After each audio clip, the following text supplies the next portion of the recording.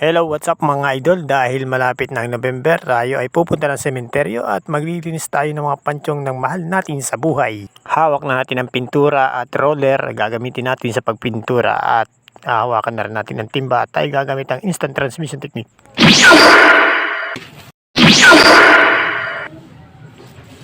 At ayan, nandito na tayo sa sementeryo. Napakadali lang natin mag-travel dahil meron tayong technique para mapabilis ang ating pagpunta ng sementeryo.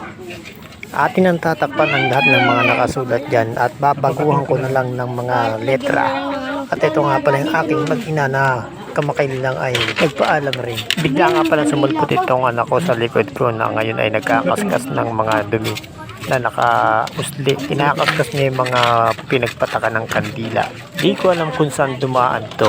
Ang alam ko, iniwan ko nito sa bahay kasi gumamit ako ng instant transmission technique. At ayan, tinulungan na rin niya akong maglinis ng mga pansyong at ako na ay nag-uumpisa ng magpintura at atin ang bibilis-bilisan para mabilis matapos. Tatapusin ko lang itong first coating sa harapan at lilipat naman ako sa tagiliran para mag first coating na rin. At pagkatapos niya ay medyo patutuyuin ko at babanit naman ako ng second coating.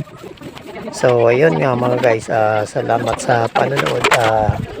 Yun lang, maraming salamat sa lahat ng followers and subscribers.